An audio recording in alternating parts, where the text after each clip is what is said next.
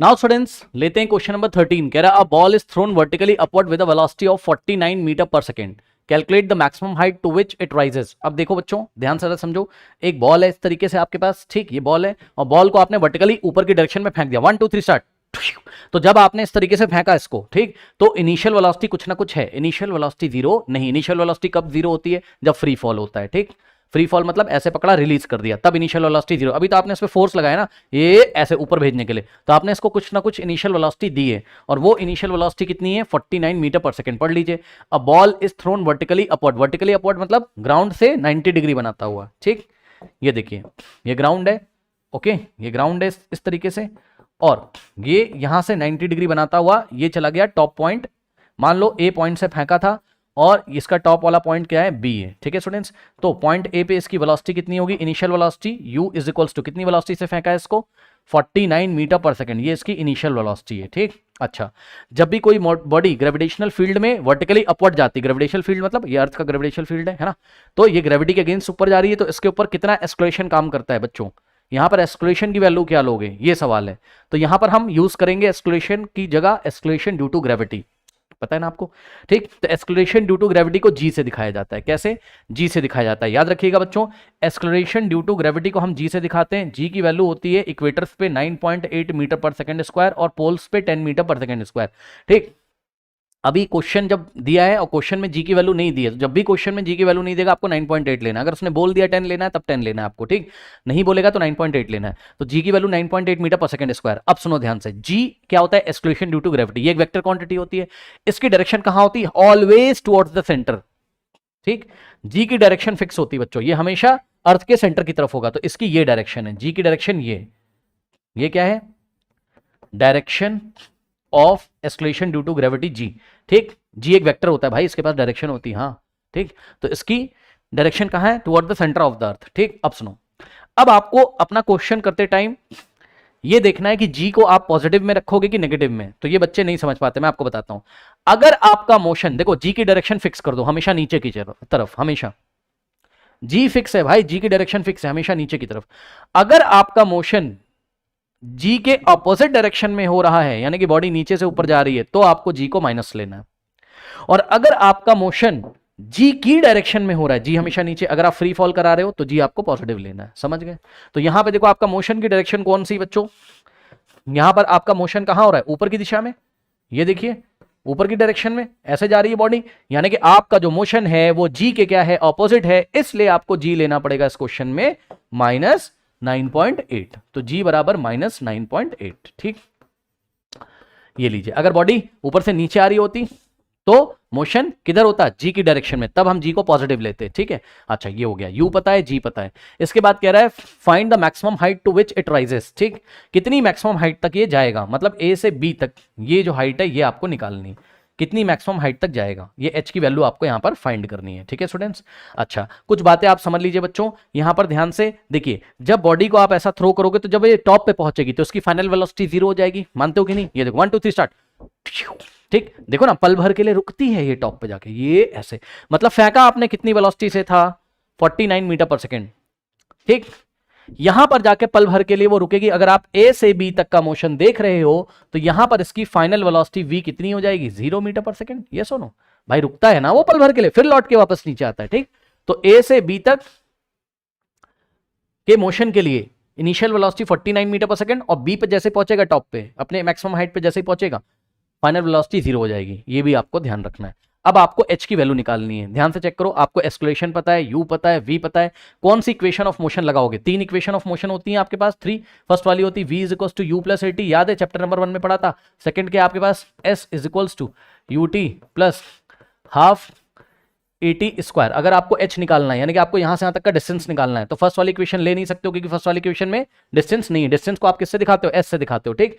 तो फर्स्ट वाली इक्वेशन नहीं लोगे, सेकंड वाली ले सकते थे, लेकिन सेकंड वाली में क्या प्रॉब्लम है, टाइम नहीं पता है। देखो ए का मतलब एक्सक्लेशन तो पता है कितना, जी -9.8, ए पता है, यू पता है, टी नहीं पता है, इसलिए आप एस का मतलब यहां से यहां का डिस्टेंस, देखो जो एस है ना वही एच है, ठीक, डिस्टेंस का मतलब एच, ठीक। तो आप सेकंड वाली इक्वेशन ऑफ मोशन लगा सकते थे, लेकिन सेकंड में प्रॉब्लम क्या है, टाइम नहीं पता है। अब थर्ड वाले पे आ जाओ, थर्ड वाला क्या होता था, वी स्क्वायर बराबर यू स्क्वायर और प्लस 2as, याद है चैप्टर नंबर 1 में पढ़ा था। यहां पे आप s निकालना है, a पता है आपको, a का मतलब एस्केलेशन ड्यू टू ग्रेविटी रखेंगे यहाँ पे, ठीक।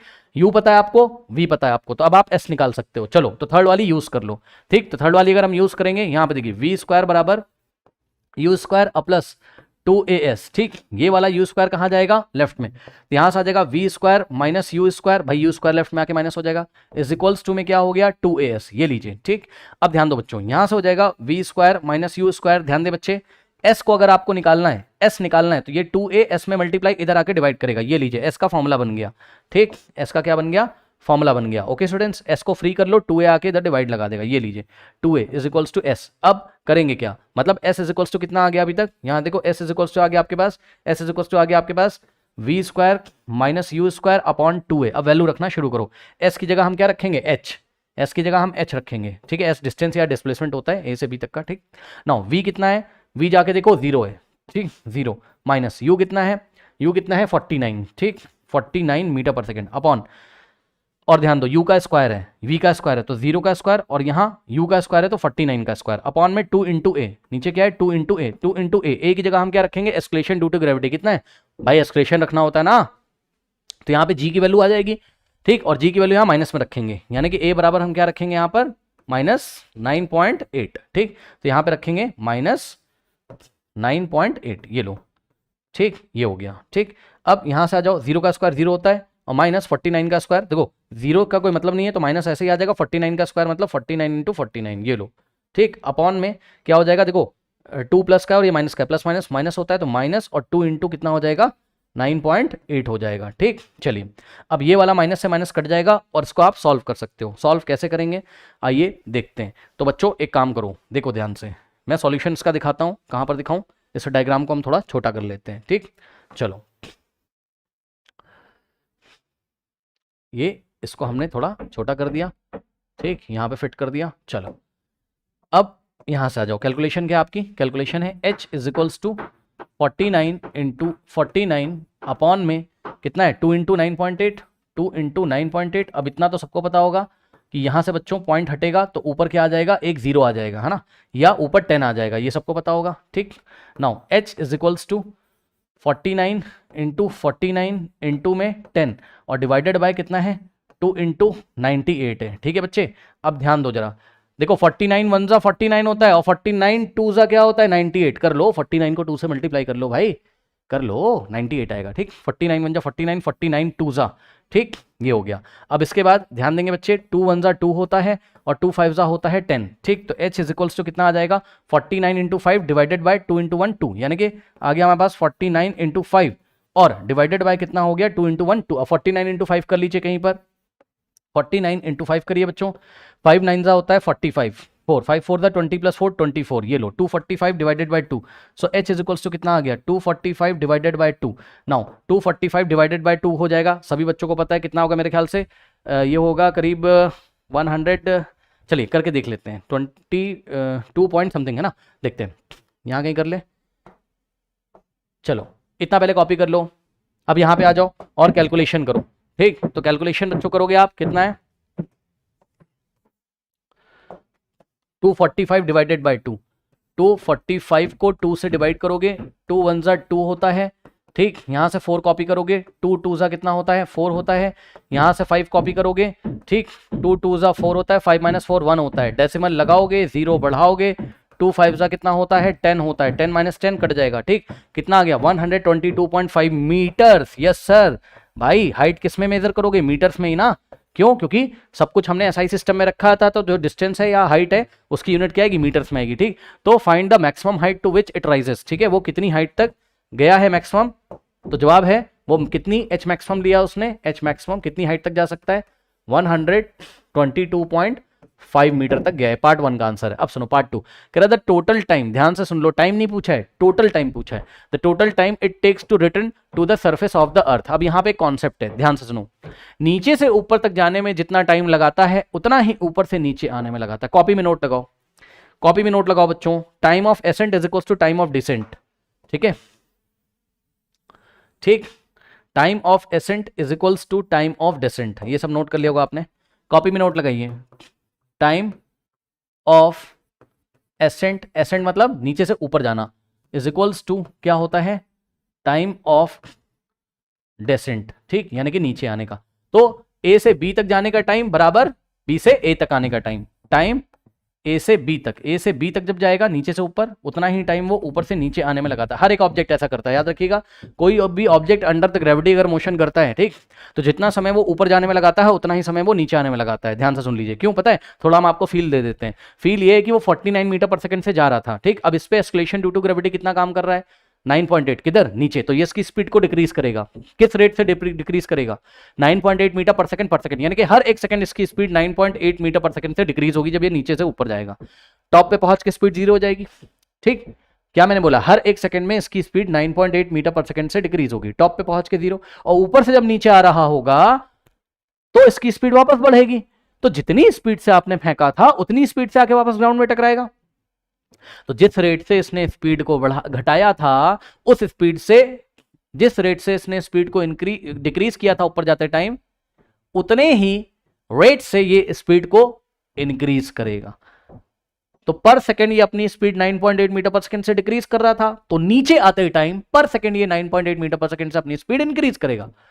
अगर उतनी ही स्पीड से टकराएगा, अब ये सब एनर्जी वाले चैप्टर में पढ़ाएंगे आपको, ठीक, law of conservation of energy को अगर हम ध्यान में रखें, ठीक, तो यहां से यहां तक जाने में जितनी एनर्जी, चलो छोड़ो उसको, छोड़ दो उसको, छोड़ दो, पता है कॉन्सेप्ट बाहर निकलेगा, समझो बस, time of ascent is equal to time, वहां पढ़ लेना, वर्क पावर एनर्जी वाले चैप्टर में, ठीक, छोड़ो कुछ ज्यादा ही हो जाता है वीडियो देखो जरा, चलो। सो बच्चों अब आप एक काम करो, आप ना टाइम निकाल लो, कहां से कहां जाने का, ए से बी जाने का टाइम निकाल लो, ठीक। तो ए से बी जाने का टाइम निकालोगे, अब टाइम निकालने के लिए कौन सी इक्वेशन ऑफ मोशन, v बराबर u प्लस एटी, सही है, और यहां से टाइम निकालोगे u इधर आ जाएगा, तो v माइनस यू, ये चैप्टर नंबर 1 से बता रहा हूं, इज इक्वल टू 80, ए आके इधर डिवाइड लगाएगा, सो टाइम बराबर कितना आ जाएगा, v माइनस यू बाय ए। चलो वैल्यू रखो, हम कहां से कहां तक की जर्नी देख रहे हैं, ए से बी तक की, बस, तो ये टाइम हो जाएगा कहां से कहां तक का, ए से बी तक का। v कितना है 0, फाइनल वेलोसिटी कितनी है 0, u कितना है माइनस यू कितना है 49 से फेंका था 49, और डिवाइडेड बाय ए कितना है, ए की वैल्यू -9.8, -9.8, ठीक। तो यहां से आ जाएगा आपके पास कितना, time from A to B, A से बी, यानी कि टाइम ऑफ एसेंट, नीचे से ऊपर जाने का समय 0 -49 -49, और नीचे आएगा -9.8, ठीक, ये माइनस से माइनस कट जाएगा और आ जाएगा 49 डिवाइडेड बाय 9.8, ठीक बच्चों। यहां से पॉइंट हटाओगे तो ऊपर क्या आ जाएगा, 0 आ जाएगा, यहां से पॉइंट हटाओगे ना तो ऊपर आ जाएगा 0, यानी कि 490 डिवाइडेड बाय 98, ठीक, ये आ गया, यानी कि कितना आ गया, time from A to B कितना आ जाएगा, 10 आ जाएगा, है ना, चेक कर लो, 10 आ जाएगा, सही कह रहा हूँ, या कितना आ जाएगा देखते हैं, 490 डिवाइडेड बाय कितना है 98 है, तो देखो 49 10 जा 490 और 49 2 जा, ठीक, फिर 2 1 जा 2 5 जा 5 आ जाएगा, ठीक। So time from A to B is equals to 5 second. अब बताओ क्या ये आपका आंसर है, क्या ये आपका आंसर है, जी नहीं, उसने टोटल टाइम पूछा, जितना समय जाने में लगेगा उतना ही समय वापस आने में लगेगा, तो 5 सेकंड जाने में 5 सेकंड आने में, तो टोटल टाइम कितना हो जाएगा, टोटल टाइम कितना हो जाएगा 5 + 5 इज इक्वल्स टू कितना हो जाएगा 10 सेकंड। तो ये आपका पार्ट 2 का आंसर है। ओके स्टूडेंट्स, नोट कर लीजिए।